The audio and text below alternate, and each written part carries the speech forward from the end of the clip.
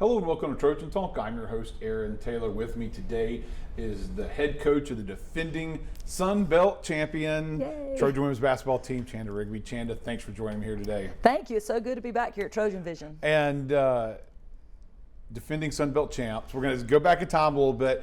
The crazy whirlwind that was your championship season and the championship awarding, because regular season and the tournament disappeared and all that and got swept up at the first part of COVID. But obviously couldn't take away just an amazing season that you all had last year. So. Right. Thank you. And it's really strange. I feel like it's been a long time since that happened. A lot has happened since then. But yes, it was just a strange ending to the year. We were at Arkansas State, and we thought that if we won that game that we might be co-champs with Coastal Carolina, but their in-state rival App beat them. And we realized that right before we went on the floor to play Arkansas State, and we were fortunate enough to come out with that game with a win as alone champions. So that was strange enough within itself, but then get back, and we had the best practice probably ever right before we were about to load the bus to go to the Sun Belt tournament when Sandy Atkins came in and told us that there would not be a Sun Belt tournament. So you got to avoid the tournament, so you had to run the gauntlet to get it. You were named champions by courtesy of winning the regular season, which was great. Returning back to the championship ways. I know that's something that you've always strived for this program is champions, and you've had a history of championships here. So having another one this past year, I know it's got to make you feel good. It's just great. That's the third championship we've won in 5 years, so we are definitely blessed.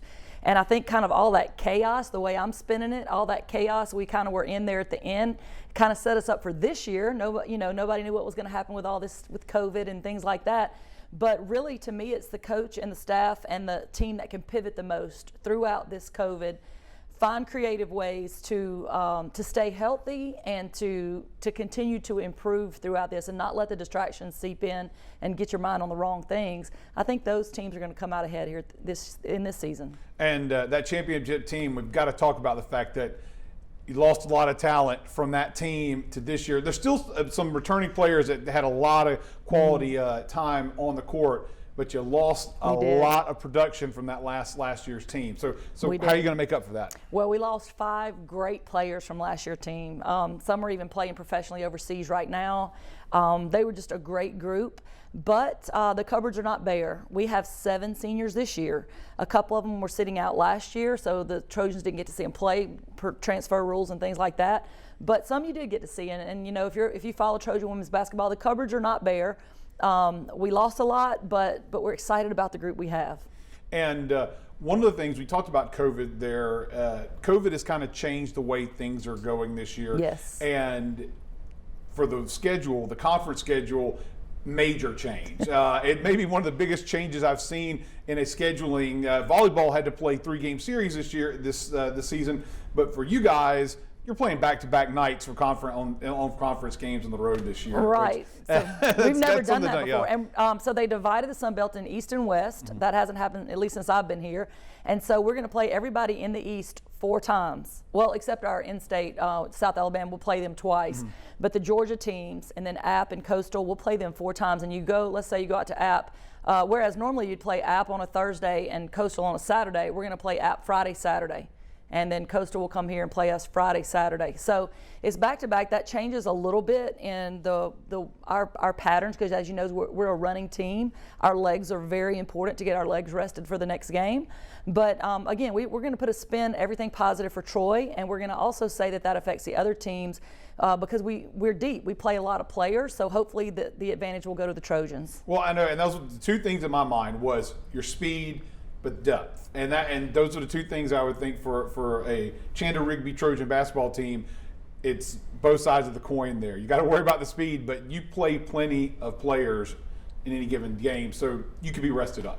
Yeah, so that's the way we're looking at it. We are doing a little more intensive conditioning. We've always conditioned a lot, but just selling our players, not only because of that fact, but also because of the threat of being sick or catching the virus.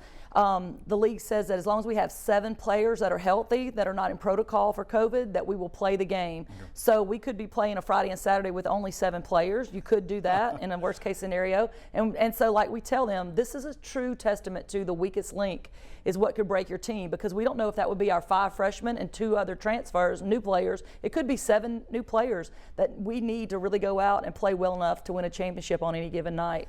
Well, good luck with that. Thank you. Before we let you go, new event this year, something to talk about, TipOff Banquet for basketball, for the men's and women's basketball teams, an opportunity for fans to get up close and personal, or as up close you can nowadays, with the basketball team to get things started. We're so excited about this event. I'm so glad you brought it up. Our athletic director, Brent Jones, is always pivoting, trying to think of ways to get ahead in maybe situations where we don't want to lag behind. And as everybody knows, we've taken some hits financially. Everybody has through COVID. And so he was trying to find ways to not only get our basketball teams out there and in front of the fans, but also just to make some extra money to put in the budgets. And so he came up with a tip-off banquet. And it'll be on November 30th, a Friday night at 7 p.m. And, you can go to TrojanVision.com/tipoff, purchase your tickets. It's going to be a nice dinner. We're going to have a silent auction, giveaways. The coaches are going to speak. The players are going to be there. A nice interaction with the fans and with the players and the teams. And we're very excited. This first annual, we hope we're about halfway to our goal of selling tickets. So if you do not have your ticket yet, I hope you'll go on TrojanVision.com/tipoff and go ahead and purchase your ticket. Well, here's hoping folks take advantage of that and take advantage of checking out the Trojans this year in Trojan Arena. So I want to thank you for joining us, and good luck and picking up ring 2 in a row this year. Yes, so, thank you, and go Trojans. And go Trojans. Thanks for joining us, and thank you for joining us on today's edition of Trojan Talk.